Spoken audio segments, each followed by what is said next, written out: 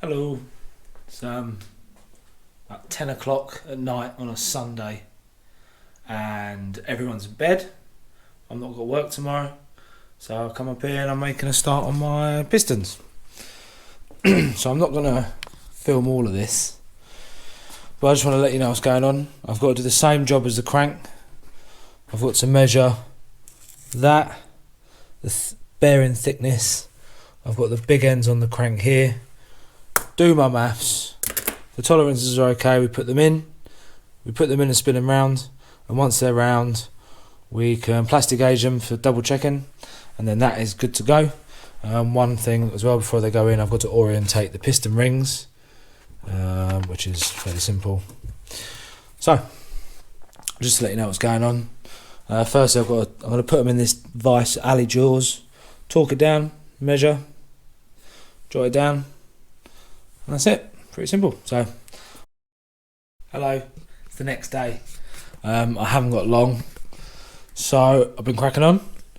So last night I started measuring these, and this one came up really out, really out compared to the rest. Thought it was a bit strange. Took the cap off, and there was like loads of surface rust. So a nice bit of emery cloth and WD. Re-torque back down, perfectly within tolerance then. Number 3 went wrong again. 4 was absolutely fine. So number 3, this is number 3. If you can see it. Got 2 dots on one side and 3 dots on the other. I don't know how I missed that. The others will correspond. And there's like a ridge when it's torqued down. You can feel a lip between those two, and it would not measure up in tolerance. So got one of my old rods, torqued them down, found the best one, and then piston rings off, pressed on the new piston, and we're back in business. So I measured them up, noted them all down here. I re-measured my shells. Done it properly with this in the vise, so I've got one hand free. And then I've done all my maths, and where is it? Conrod oil clearance 0.016 to 0.048. Limit is 0.08.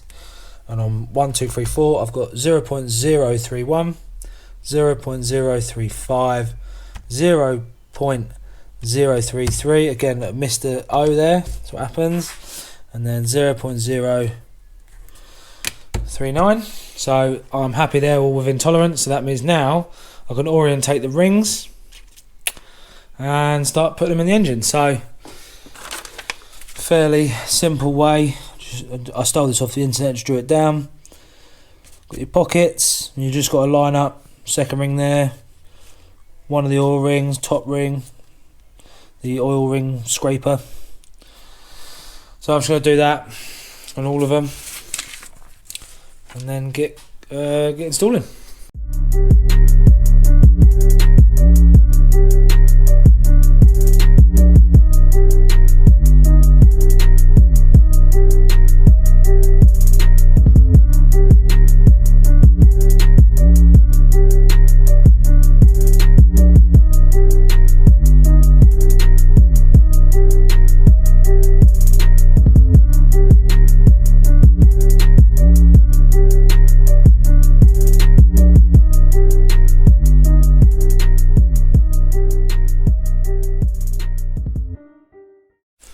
Okay, so that's the first time I've ever done that process, and that was painful for me.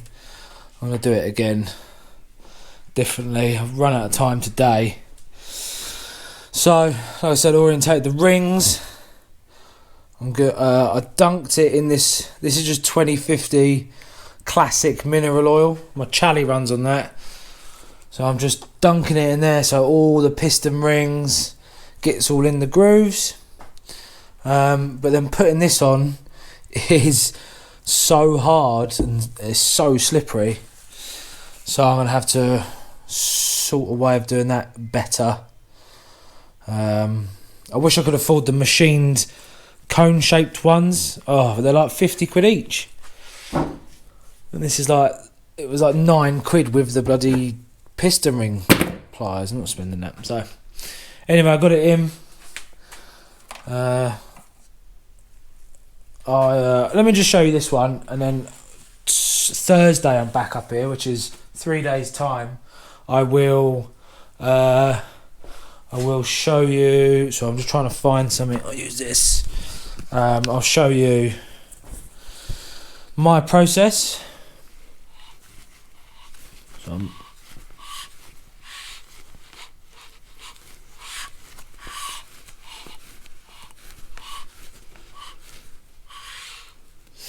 feels nice and smooth. Right, it's Thursday, my day of garage fun. I've put 2 more in, and I kind of dialed my way of doing it, so I'm just going to show you that. So, this is my way. I don't know if this is completely correct, but this is what I'm going to do. So I've got my orientation of my rings, and I'm just going to orientate them on the piston. I use this little pick to get the oil scraper ones because they're quite difficult. Very gentle with them. So I just... Oh, luckily these ones are quite close to where they've got to be already. Okay,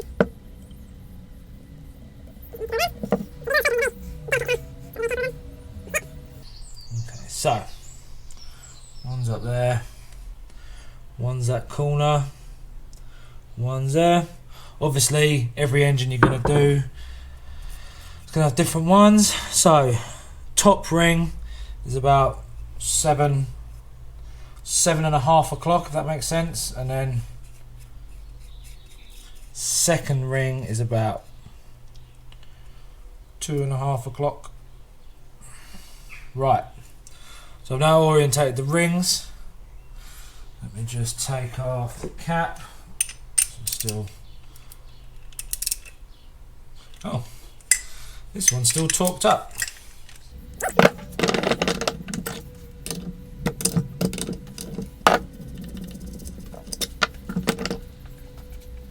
Right, so once you get your cap off, don't leave them torqued up like me.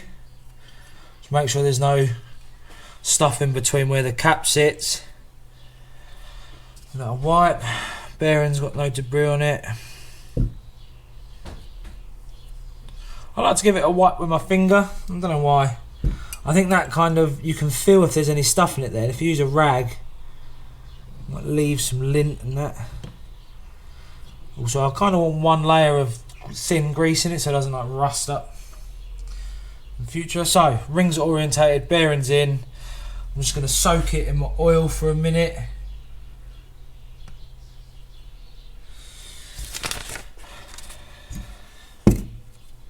Right, while that's soaking, these piston ring compressors are good because obviously they've been around for years, and they do a multitude of piston sizes, but they're a pain in the arse. If you can afford the machined taper plastic ones, get them.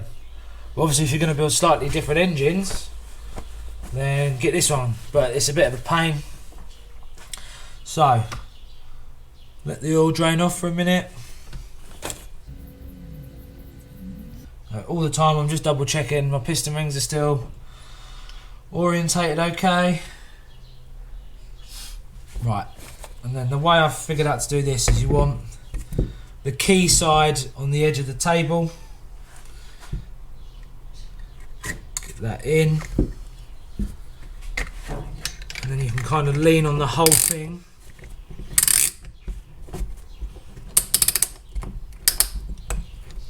Get that up really tight. So that's now compressed all the piston rings.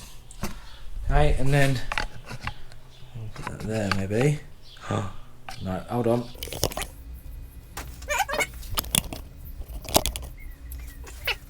Then all you gotta do, put your lube on the bearing like usual. Give it a smear. I like to put some little rubber, couple of little rubber things over the end so they don't scratch the crank. Make sure the crank is at its lowest sort of thing. Sit that in. And you need your rubber mallet. Tap the piston ring compressor, because it's like a coil. Sometimes it kind of coils at an angle, and you want to tap it so it's flush with the thing, the block. Hold it down nice and firm. Hold it down nice and firm, and hold on, this isn't going well. Boom, well it's in anyway. So nice and firm, tap it down. It'll push past piston rings, and then really you should have two hands, because I've got the rubbers on the end. They're going to guide itself down.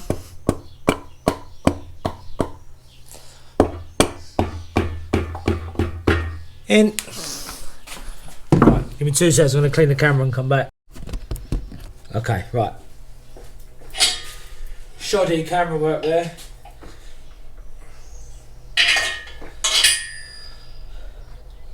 Okay. So again, inspect it's clean. Just going to keep my hands clean. Same thing, bearing cap.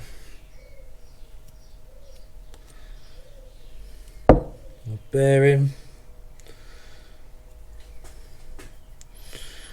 Pop it in.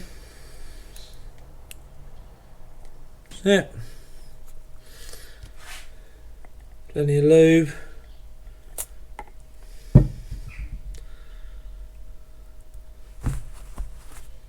Okay. Now on this engine, there's a little tab there.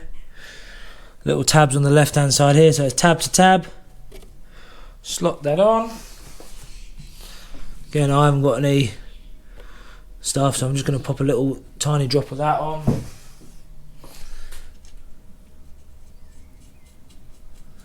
If these don't go on by hand again, then something's wrong. They've got to go down really smooth, so the torque setting is correct. If there's any resistance, then it's going to alter your torque setting. So it should go pretty much all the way down.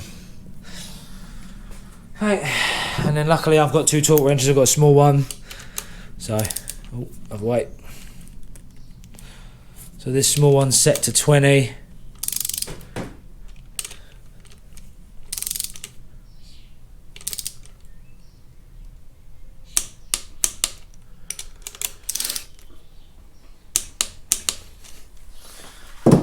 And my big one set to 40.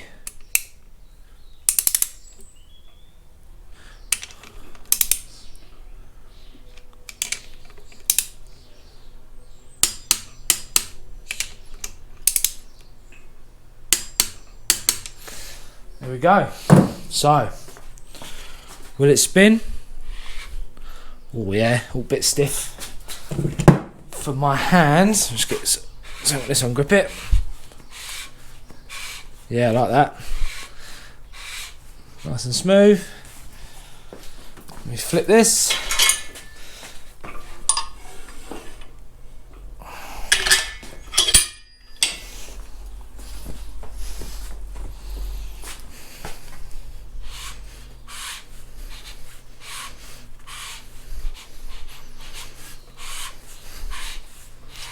Nice. All nice and smooth. Nothing seems to be snagging. Of Quite happy with that. First time I've ever done it. Again, it's not really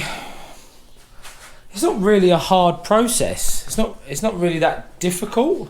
It's just like you've got to know the process, and you just need the right tools. I mean, you can get a machine shop to check all the tolerances, and putting it together is just, I need that torque setting and those ring orientations and click away. But my first ever crank rods and pistons. Happy with that.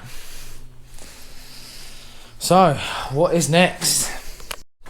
Okay, so what is next is con rods, thrust clearance, standard 0.15 to 0.35, max 0.45. So this is going to be very hard one-handed. So I've set the dial gauge up. I need to pull it towards me and zero it. That's pulled towards me, the max zeroed. There you go. Okay, so that's 0. Let it go. And that's to the 2.